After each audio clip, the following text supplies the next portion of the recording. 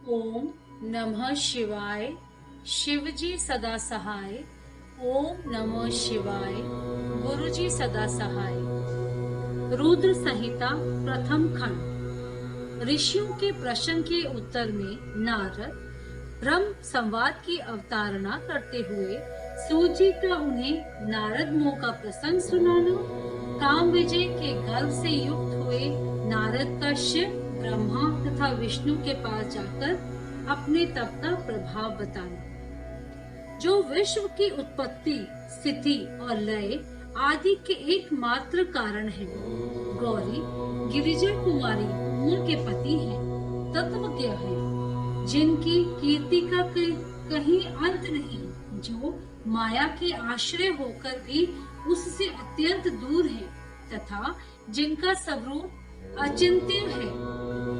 उन विमल बोध स्वरूप भगवान शिव को मैं प्रणाम करता हूँ। मैं स्वभाव से ही उन अनादि शांत स्वरूप एकमात्र पुरुषोत्तम शिव की वंदना करता हूँ, जो अपनी माया से इस संपूर्ण विश्व की सृष्टि करके आकाश की भांति इसके भीतर और बाहर भी स्थित है।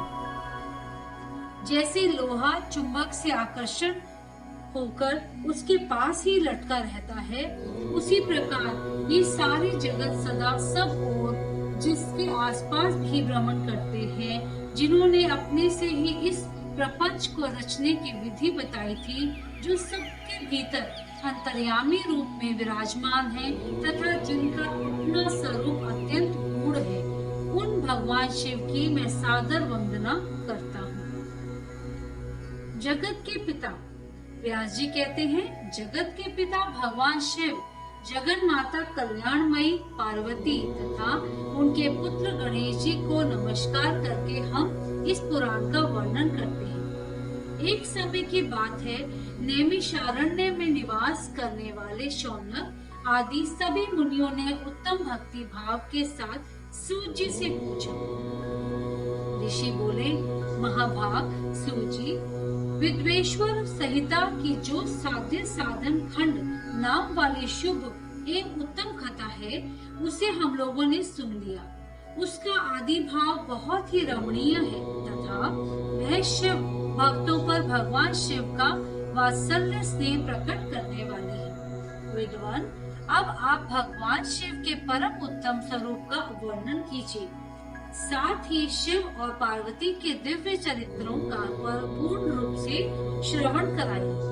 हम पूछते हैं, निर्गुण महेश्वर लोक में सगुण रूप कैसे धारण करते हैं?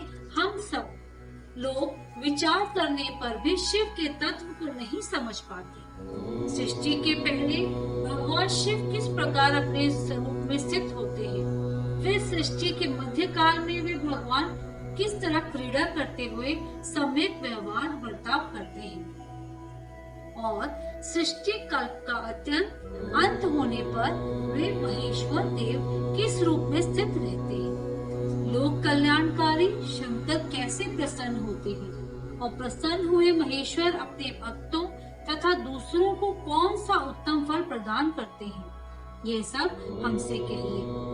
हमने सुना है कि भगवान शिव शीघ्र प्रसन्न हो जाते हैं। वे महान दयालु हैं, इसीलिए अपने भक्तों का कष्ट नहीं देख सकते। ब्रह्मा, विष्णु और महेश ये तीन देवता शिव के ही अंग से उत्पन्न हुए हैं। उनके प्रकाश की कथा तथा उनके विशेष चरित्रों का वर्णन कीजिए। प्रभु, आप उमा के आदि भाग और विवाह की भी कथा कहिए। विशेषतः उनकी गृहस्थ धर्म का और अन्य लीलाओं का भी वर्णन कीजिए। निष्पाप सूत जी, आपको ये सब तथा दूसरी बातें भी अवश्य कहनी चाहिए। सूत जी ने कहा, मुनीश्वरों, आप लोगों ने बड़ी उत्तम बात पूछी है। भगवान सदाशिव की कथा में आप लोगों की जो आंतरिक निष्ठा हुई है, इसके लिए आप धन्यवाद के पात्र हैं। ब्राह्मणों, भगवान शंकर का गुणानुवाद सात्विक, राजस और तामस तीनों ही प्रकृति के मनुष्य को सदा आनंद प्रदान करने वाला है। पशुओं की हिंसा करने वाले निष्ठुर कसाई के सिवा दूसरा कौन पुरुष उस गुणानुवाद को सुनने से ऊब सकता है?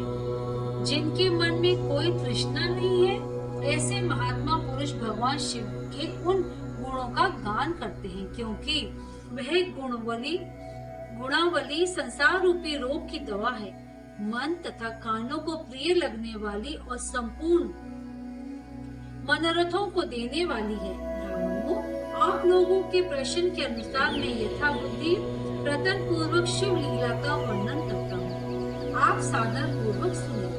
जैसे आप लोग पूछ रहे हैं, उसी प्रकार देवऋषि नारद ने शिव रूपी भगवान विष्णु से प्रेरित होकर अपने पिता से पूछा था।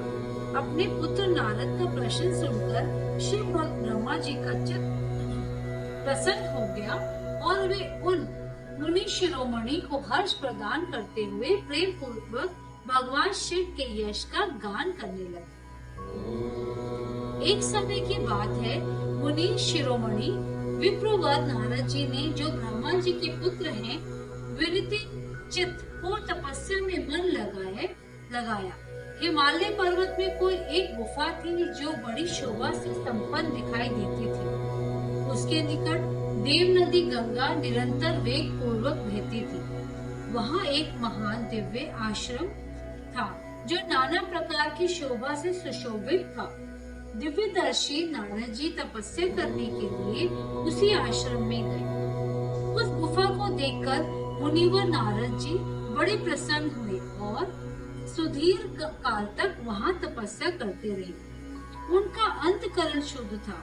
वे दृढ़ता पूर्वक आसन बांधकर मौन हो प्राणायाम पूर्वक समाधि में स्थित हो गए।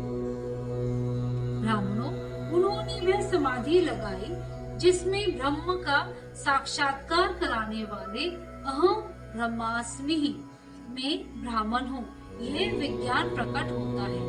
मुनिवर नारद जी जब इस प्रकार तपस्या करने लगे, उस समय यह समाचार पाकर देवराज इंद्र कांप उठे।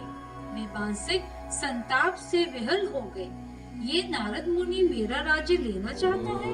मन ही मन ऐसा वे सोचकर इंद्र ने उनकी तपस्या में विघ्न डालने के लिए प्रयत्न करने की इच्छा की। उस समय देवराज ने अपने मन से कामदेव का स्मरण किया। स्मरण करते ही कामदेव आ गए।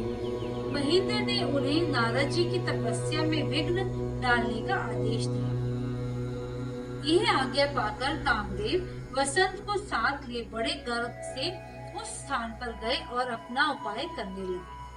उन्होंने वहाँ शीघ्र ही अपनी सारी कलाएं रच डाली। वसंत ने भी मद होकर अपना प्रभाव अनेक प्रकार से प्रकट किया। मुनिवरों, कामदेव और वसंत के अथक प्रयत्न करने पर भी नारद मुनि के चित्त में विकार नहीं उत्पन्न हुआ। महादेव जी के अनुग्रह से उन दोनों का गल चूर्ण हो गया। शौनक आदि महर्षियों, ऐसा होने में जो कारण था उसे आदर पूर्वक सुनो। महादेव जी की कृपा से ही नारद मुनि पर कामदेव का कोई प्रभाव नहीं पड़ा। पहले उसी आश्रम में काम शत्रु भगवान शिव ने उत्तम तपस्या की थी और वही उन्होंने मुनियों की तपस्या का नाश करने वाला कामदेव की शीघ्र ही भस्म कर डाला था। उस समय रति ने कामदेव को पुनः जीवित करने के लिए देवताओं से प्रार्थना की। तब देवताओं ने समस्त लोगों का कल्याण करने वाले भगवान शंकर से याचना की।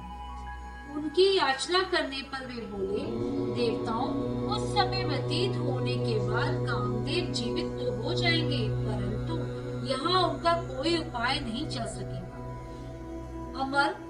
अमरगढ़ यहाँ खड़े होकर लोग चारों ओर जितनी दूर तक की भूमि को नेत्र से देख पाते हैं, वहाँ तक कामदेव के बाणों का प्रभाव नहीं चल सकेगा। इसमें संयश नहीं है। भगवान शंकर की इस उक्ति के अनुसार उस समय वहाँ नारद जी के प्रति कामदेव का निजी प्रभाव मिथ्या सिद्ध हुआ। वे शीघ्र ही स्वर्गलोक में इंद्र के पास लौट गए। वहाँ कामदेव ने अपना सारा वृत्तांत और मुनि का प्रभाव कह सुनाया। तत्पश्चात इंद्र की आज्ञा से वे वसंत के साथ अपने स्थान को लौट गए। उस समय देवराज इंद्र को बड़ा विस्मय हुआ। उन्होंने नारद जी की बुरी बुरी प्रशंसा की, परंतु शिव की माया से मोहित होने के कारण वे उस पूर्व वृत्तांत को स्मरण न कर सके। वास्तव में इस संसार के भीतर सभी प्राणियों के लिए शंभु की माया को जानना अत्यंत कठिन है। जिसने भगवान शिव के चरणों में अपने आप को समर्पित कर दिया है, उस भक्त को छोड़कर शेष सारा जगत उनकी माया से मोहित हो जाता है। नारद जी भी भगवान शंकर की कृपा से वहाँ चिरकाल तक तपस्या में लगे रहे। जब उन्होंने अपनी तपस्या को पूर्ण हुआ समझा, तब वे मुनि उससे विरत हो गए। कामदेव पर मेरी विजय हुई, ऐसा मानकर उन मुनीश्वर के मन में व्यर्थ ही गर्व हो गया। भगवान शिव को शिव की माया से मोहित होने के कारण उन्हें यथार्थ बात का ज्ञान नहीं रहा। वे यह नहीं समझ सके कि कामदेव के पराजित होने में भगवान शंकर का प्रभाव ही कारण है। उस समय माया से अत्यंत मोहित हो मुनि शिरोमणि नारद अपना काम विजय संबंधी वृत्तांत बताने के लिए तुरंत ही कैलाश पर्वत पर गए। उस समय वे विजय के मद से उन्मत्त हो रहे थे। वहाँ रुद्रदेव को नमस्कार करके गर्व से भरे हुए मुनि ने अपने आप को महात्मा मानकर तथा अपने ही प्रभाव से कामदेव पर अपनी विजय हुई समझकर उनसे सारा वृत्तांत कह सुनाया। वे सब सुनकर भक्त वत्सले भगवान शंकर ने नारद जी से, जो अपनी शिव ही माया से मोहित होने के कारण काम विजय के यथार्थ कारण को नहीं जानते थे और अपने विवेक को भी खो बैठे थे, कहा। रुद्र बोले, तात नारद, तुम बड़े विद्वान हो, धनवान के पात्र हो, परंतु मेरी ये बात ध्यान देकर सुनो। अब से फिर कभी ऐसी बात कहीं भी ना कहना, विशेषतः भगवान विष्णु के सामने इसकी चर्चा कदापि ना करना। तुमने मुझसे अपना जो वृत्तांत बताया है, उसे पूछने पर भी दूसरों के सामने ना कहना। यह सिद्धि संबंधी वृत्तांत सर्वथा गुप्त रखने योग्य है, इसे कभी किसी पर प्रकट नहीं करना चाहिए। तुम मुझे विशेष प्रिय हो, इसीलिए अधिक जोर देकर मैं तुम्हें यह शिक्षा देता हूँ और इसे न कहने की आज्ञा देता हूँ, क्योंकि तुम भगवान विष्णु के भक्त हो और उनके भक्त होते हुए भी मेरे अत्यंत अनुगामी हो। इस प्रकार बहुत कुछ कहने पर कहकर संसार की सृष्टि करने वाले भगवान रुद्र ने नारद जी को शिक्षा दी। अपने वृत्तांत को गुप्त रखने के लिए उन्हें समझाया बुझाया, परंतु वे तो शिव की माया से मोहित थे, इसीलिए उन्होंने उनकी दी हुई शिक्षा को अपने लिए हितकर नहीं माना। तदंतर मुनि शिरोमणि नारद ब्रह्मलोक में गए। वहाँ ब्रह्मा जी को नमस्कार करके उन्होंने कहा, पिताजी, मैंने अपने तपोबल से कामदेव को जीत लिया है। उनकी वह बात सुनकर ब्रह्मा जी ने भगवान शिव के चरणाविंदों का चिंतन किया और सारा कारण जानकर अपने पुत्र को यह सब कहने से मना किया, परंतु नारद जी शिव जी की माया से मोहित थे, अतः उनके चित्त में मद का अंकुर जम गया था, उनकी बुद्धि मारी गई थी। इसीलिए नारद जी अपना सारा वृत्तांत भगवान विष्णु के सामने कहने के लिए वहाँ से शीघ्र ही विष्णु लोक में गए। नारद मुनि को आते देख भगवान विष्णु बड़े आदर से उठे और शीघ्र ही आगे बढ़कर उन्होंने मुनि को हृदय से लगा लिया। मुनि के आगमन का क्या हेतु है, इसका उन्हें पहले से ही पता था। नारद जी को अपने आसन पर बिठाकर भगवान शिव के चरणाविंदों का चिंतन करके श्री हरि ने उनसे पूछा। भगवान विष्णु बोले, तात, कहाँ से आते हो? यहाँ किस लिए तुम्हारा आगमन हुआ है? मुनि श्रेष्ठ, तुम धन्य हो, तुम्हारे शुभ आगमन से मैं पवित्र हो गया। भगवान विष्णु का यह वचन सुनकर गर्व से भरे हुए नारद मुनि ने मद से मोहित होकर अपना सारा वृत्तांत बड़े अभिमान के साथ कह सुनाया। नारद मुनि का वह अहंकार युक्त वचन सुनकर मन ही मन भगवान विष्णु ने उनकी काम विजय की यथार्थ कारण को पूर्ण रूप से जान लिया।